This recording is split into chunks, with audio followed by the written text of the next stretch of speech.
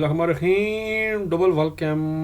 क्योंकि जनाब अल्लाह तबारक व तआला की इंतहाई मेहरबानी करम फरमाई से हम एक बहुत ही लेंथी किताब को ख़त्म करने में कामयाब हो चुके हैं।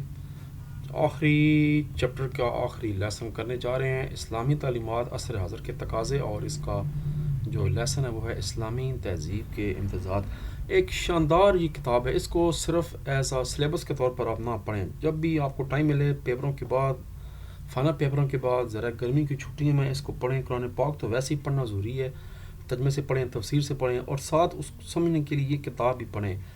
नामी की किताब होगी, ये 10वीं की होगी, फिर आगे ऐसे 11वीं 12वीं की। ये शानदार किताबें, सच्ची बात है, जो फेडरल बोर्ड ने बनाई हैं बड़ी लेंथी हैं, लेकिन फिर इसमें हर चीज़ कवर कर दी गई है इन चारों किताबों में। तो जनाब चलते हैं।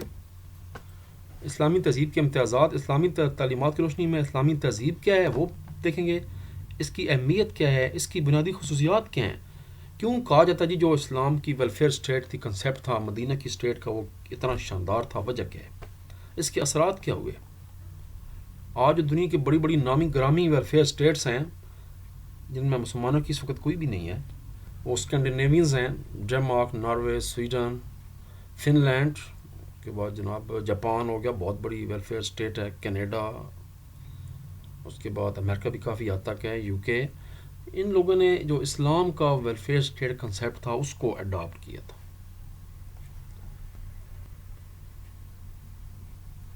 आगे चलें जी। जनाब पहला MCQ करते हैं, इसका बड़ा लंबा टॉपिक है। तहजीब के लिए अंग्रेज़ी में सिविलाइजेशन का लफ्ज़ इस्तेमाल होता है। सिविलाइज्ड, आप देख लीजिए, बड़ा महज़ब बंदा है, सिविलाइज्ड है। मिसाक मदीना का जो मायदा है वो मजहबी रवादारी की रोशन मिसाल है जो कि यहूदियों के साथ किया गया था हिजरत के बाद। नबी करीम सल्लल्लाहु अलैहि वसल्लम ने किस खुतबे में इंसानी हकूक़ का खुलासा पेश फरमाया? मशहूर आलम खुतबा हुज्जतुल विदा, जो कि इंसानी हकूक़ का सबसे पहला मुकम्मल मंशूर है, ज़हन में रखें। जो बाद में 1940s में यूनाइटेड नेशन ने इंसानी हकूक़ का चार्टर जो है वो मंजूर किया था, वो अगर आप उसको पढ़ें तो उसकी जितनी बेस है वो सारी खुतबा हुज्जतुल विदा से ली गई है। ग़ुलामी का ख़ात्मा, औरतों के हकूक़, बच्चों के हकूक़, इम्तियाज़ी सिस्टम का ख़ात्मा, गोरे काला सारे बराबर, ये सारी चीज़ें वही हैं। तालीम की आज़ादी का हक़ है, कारोबार का हक़ है, शहरीत का हक़ है, ये सारी वही चीज़ें हैं जो कि जनाब पहले हुज्जतुल विदा में आप सल्लल्लाहु अलैहि वसल्लम ने पेश फरमा दी थी 1400 साल पहले। नबी करीम सल्लल्लाहु अलैहि वसल्लम ने अदल व इंसाफ के भी बयान क्या फरमाया था कि अगर मेरी बेटी हज़रत फ़ातिमा भी करती तो उनका हाथ भी काट दिया जाता। ये आपको पता है कि कुरैश की एक खातून जिन पर चोरी की हो गया था, नाफिस कर दी गई थी, उनकी सिफारिश की गई थी। तो आप फरमाया था कि तुमसे पहली कौमें इसलिए तबाह हुई हैं कि वो अपने जो है बड़े लोगों को तो माफ़ कर देते थे, मगर छोटे लोगों को सज़ा देकर रगड़ा कर दी करते थे। अल्लामा मंसूरपुरी के मुताबिक इस्लाम की इब्तदाई जंगों में सिर्फ दोनों तरफ से 10-18 लोग जान से आए, जिसमें मुसलमान भी शामिल थे और मुशरिकीन भी शामिल थे। तो ये बात वाज़ह फिर है कि इस्लाम जो है वो डंडे के ज़ोर पर या तलवार के ज़ोर पर नहीं फैला, जंग जदल से नहीं फैला, बल्कि इस्लाम जो है वो मजहबी रवादारी अखलाकियात की वजह से फैला है, तबलीग की वजह से फैला है।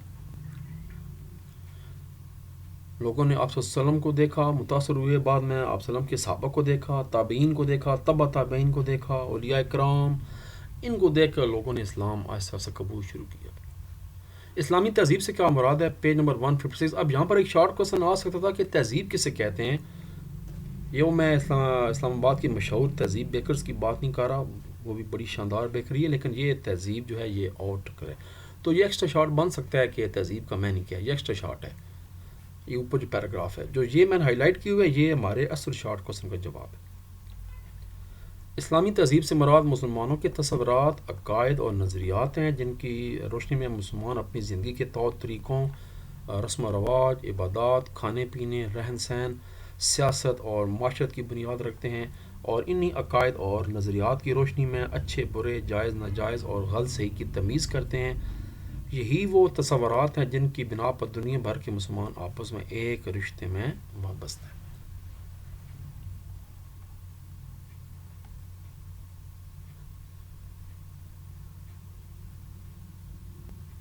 جناب اگلا شارٹ کوشچن ہے، اسلامی مساوات سے متعلق ایک حدیث کا ترجمہ لکھیں۔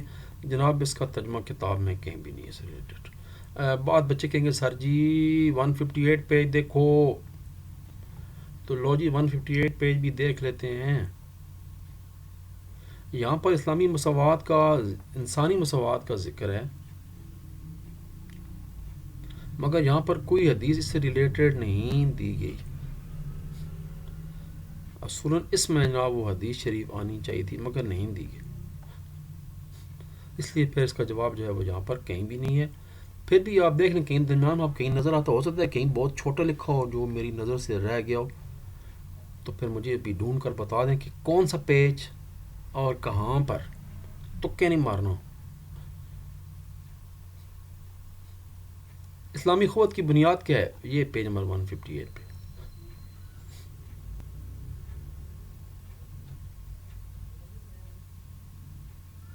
اسلامی قوت، اسلامی تہذیب کی یہ خاصیت ہے کہ اس کی پیروی کرنے والوں میں عالمگیر بھائی چارہ پایا جاتا ہے۔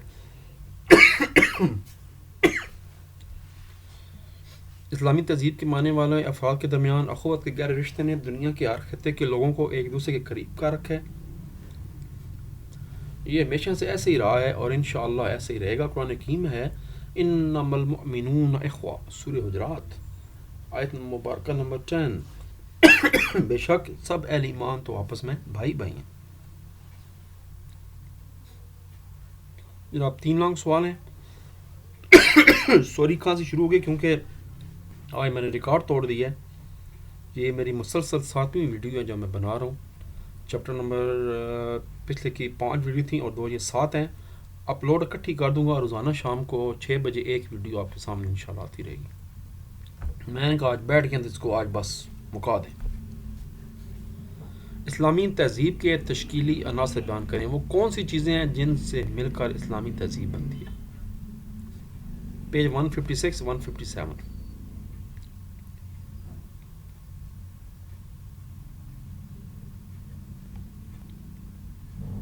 لازمی کوئی بچہ کومنٹس کرے گا سر جی کھانسی لگتی ہے، گلے میں خراش ہے تو وہ لے لیں، وہ کیا ہے، ٹی وی پہ ایڈ بھی آتی ہے، یا وہ وکس لے لیں یا وہ ہوسٹافی لے لیں، تو پھر جو دانت خراب ہوں گے اس کے لیے کیا لیں گے، یہ بھی ساتھ بتائیے۔ لو جی یہاں سے شروع کریں گے۔ اسلامی تہذیب کے عناصر، اس سے مراد وہ اجزاء ہیں جن سے ملنے سے یا جن کی وجہ سے کوئی تہذیب وجود میں آتی ہے۔ اسلامی تہذیب کی بنیاد اسلامی تعلیمات پر ہے۔ خلاصہ یہ کہ دنیا امتحان گاہ ہے جو ان اچھے اعمال کرنے کا حکم دیا گیا ہے تاکہ دنیا میں بھی امن و سلامتی ہو، برائیوں کی روک تھام ہو، نیکیوں کو فروغ ملے، عدل و انصاف کا نظام قائم کیا جائے جو اللہ تبارک و تعالیٰ کے بتائے ہوئے طریقے کے مطابق ہو، انسان کو ایک مخصوص لمٹ کے اندر رہ کر اپنی مرضی زندگی گزارنے کی حق ہے، اور اس کے بعد حساب کتاب ہوگا۔ نماز قائم کی جائے، روزے رکھے جائیں، زکوٰۃ قائم کی جائے، حج کیا جائے۔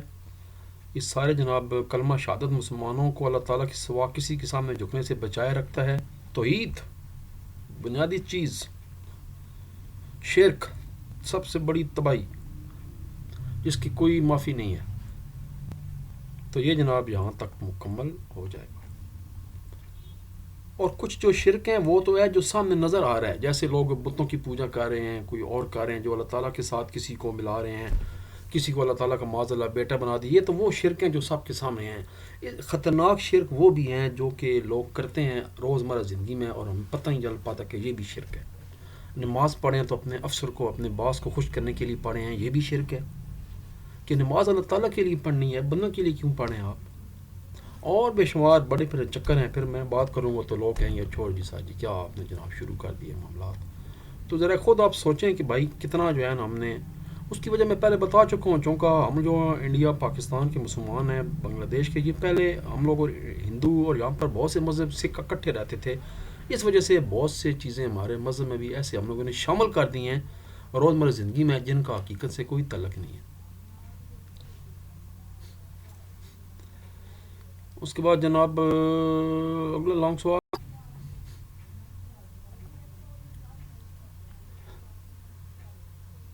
یہ قبرستان میں آپ لوگ جاتے ہیں، درباروں پہ جاتے ہیں جناب، پہلے جاتے ساری ڈیں ون کے سجدہ کرے سو معاذ اللہ، یہ سارا شرک ہے۔ اور یہ تو اپنا جو اعلیٰ حضرت ہیں امام احمد رضا خان بریلوی صاحب، جو کہ ایک سنیوں کا بہت بڑا فرقہ ہے، بریلوی فرقہ، ان کے جو سب سے بڑے امام ہیں، یہ ان کا فتویٰ ہے اس پہ کہ قبر پرستی حرام ہے، شرک ہے، جو قبر کو سجدہ کرے گا وہ شرک کرے گا۔ میں خود بھی جاتا ہوں، اولیاء کرام بھی قبر پہ، میں ان کو بڑا فین ہوں، پر یاد رکھیں وہاں پر آپ صرف روحانی سکون کے لیے جائیں، ان کے حق میں بھی دعا کریں اور اپنے حق میں بھی دعا کریں، بس ختم۔ مانگنا صرف اللہ تبارک و تعالیٰ سے چاہیے، بات ذہن میں رکھیں۔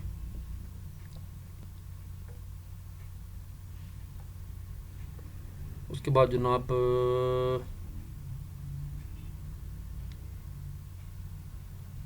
اسلامی تہذیب کے اثرات بتائیں، ٹھیک ہے جی، 159 اور 160 پیج پر بڑا لمبا سوال بن گئے بھائی صاحب۔ لو جی، جاتے جاتے بہت بڑا سوال بھی ہم کر جاتے ہیں، کیا اثرات ہوئے دنیا میں اسلامی تنظیم کے؟ آج دنیا کے نقشے کو آپ دیکھ لیں، جو خطے آج عرب دنیا کا حصہ اصل میں عرب نہیں تھے، بلکہ وہاں مسلمان آباد ہوئے اور مقامی آبادی کو اپنے کردار اور تہذیب و تمدن سے متاثر کیا، رسوم و رواج مکمل طرز زندگی لوگوں نے اختیار کر لیا، مکمل اسلام کو اپنا لیا، مسلمانوں نے ہمیشہ امن کو فروغ دیا، لاکھوں مربع میل کا رقبہ آ گیا، مگر بغیر کسی بہت بڑی جنگ و جدل کے بغیر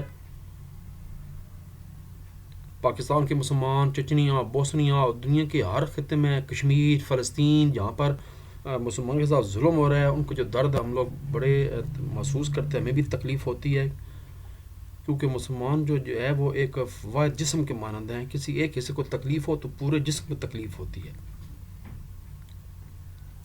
ہم نے 800 سال حکومت کی ہے دنیا پر، چاہے خلافت عثمانیہ ہو، چاہے ادھر اپنے انڈیا پاکستان موجودہ میں، جو پہلے مسلمانوں نے قطب الدین ایبک سے لے کر اور پھر آخر میں بہادر شاہ ظفر تک، جو تو یہ بھی 600-700 سال بن جاتا ہے، 800 سال کا یہ بھی بن جاتا ہے 700 کا۔